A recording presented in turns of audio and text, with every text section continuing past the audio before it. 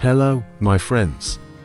There is something so familiar that you almost never question it. You are looking at it right now. Words. But let me ask you something. Where did writing really begin? Not the version you see today. Not books. Not messages. But the very first moment when a human being decided a thought should not disappear. Imagine this. You are living more than 5,000 years ago.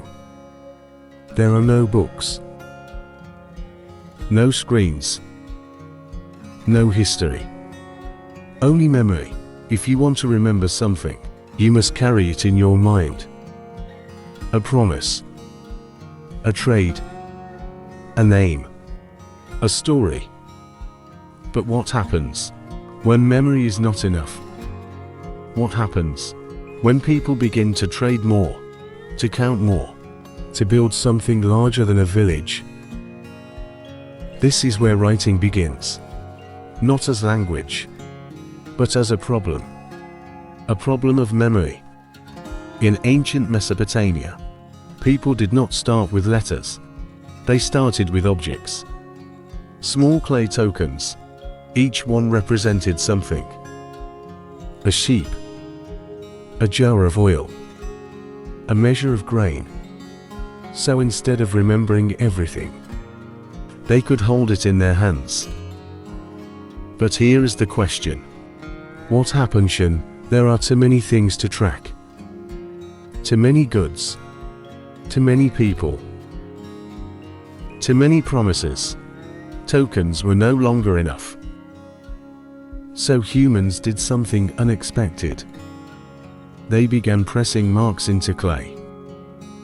At first, simple shapes, lines, symbols, each one representing something real. And this is where something important happens. Writing did not appear all at once. It evolved.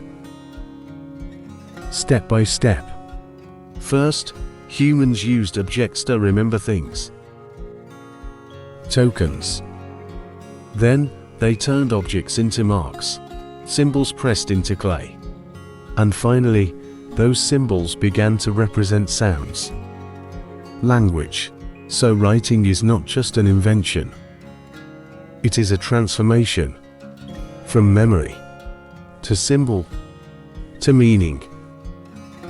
Writing did not begin as language. It began as a solution.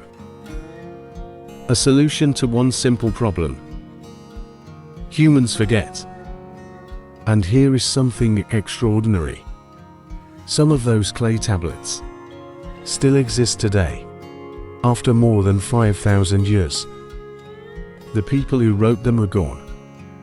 Their cities are gone. Their language is no longer spoken. And yet, their thoughts are still here. So let me ask you something. When does a mark stop being a mark and become writing? Is it when it records something? Or when another human being can look at it and recover a thought? Because that is the miracle of writing. It turns silence back into meaning. And Mesopotamia was not alone. In ancient Egypt, people created another system. Symbols, images, hieroglyphs. Different in form, but driven by the same idea. Do not forget this. And in ancient China, writing followed its own path.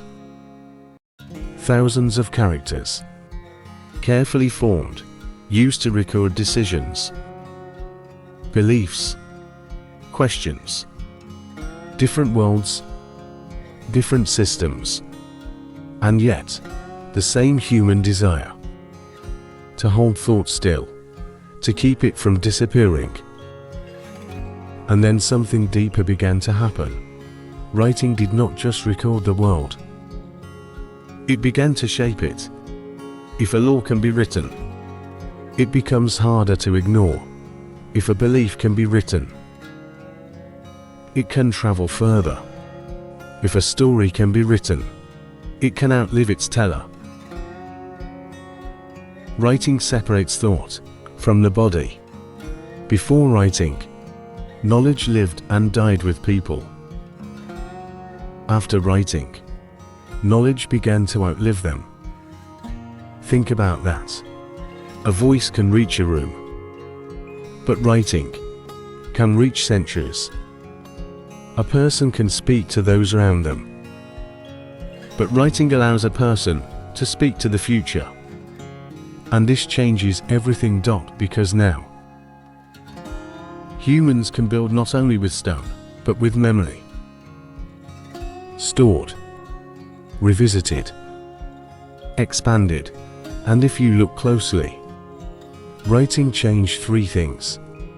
It changed memory, because humans no longer needed to remember everything. It changed power, because those who could write could control what was remembered.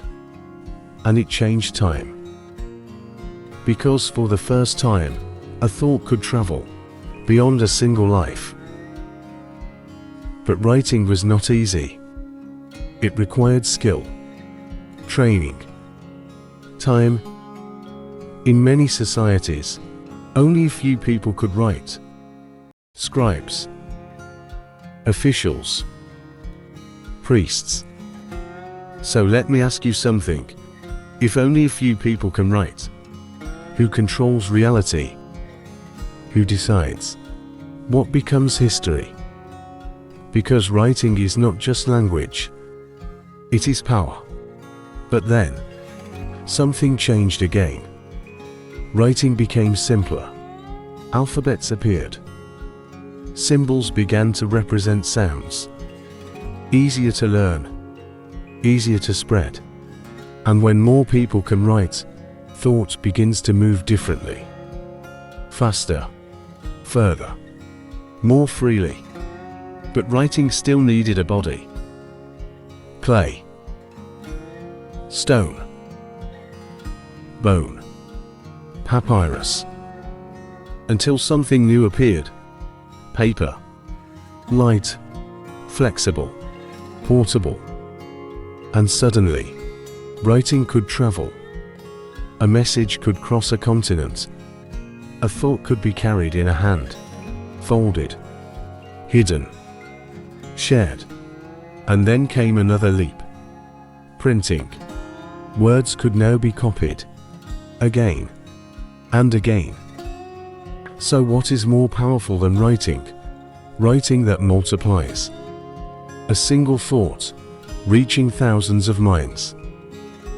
A single page, changing a generation. A person who died hundreds of years ago can still change your thinking today. Through words, without ever knowing you exist. And now something even stranger happens. Writing becomes invisible. Today, you write without thinking. Messages, searches, comments, passwords. Words are everywhere. But when something becomes normal, it becomes invisible. And when it becomes invisible, we stop questioning it. But maybe we should. Because writing is doing something very quiet, but very powerful. The more humans wrote, the less they needed to remember. And the less they needed to remember, the more they depended on writing. So let me ask you something. Where is your memory now? Is it in your mind? Or somewhere outside of it? Because writing changed not only the world, but the human mind itself. It extended memory. It expanded thought. It allowed ideas to grow beyond a single life. And maybe that is why writing feels so powerful. Because forgetting is natural. But writing is resistance. It resists silence. It resists distance. It resists time. A person writes something today. Centuries later, someone else reads it and feels it. How is that possible? Because writing it is not just marks. It is preserved presence. And maybe nothing has really changed. At the beginning of this video, writing felt ordinary. Just words. Just something people use every day. But now, maybe it feels different. Because every sentence is a human being trying to stay. Trying to be remembered. Trying to cross time. So before you leave, pause for a moment. And ask yourself something simple. What have you written that might outlive you? A message. A note. A sentence no one noticed. And another question. What has writing given you that speech never could? Because this is not just a story about writing. It is a story about memory. About power. About survival. About the quiet human refusal to disappear. And maybe that is why writing matters. Not because it is old, not because it is useful, but because it allowed thought to become larger than a single life. Right here, right now.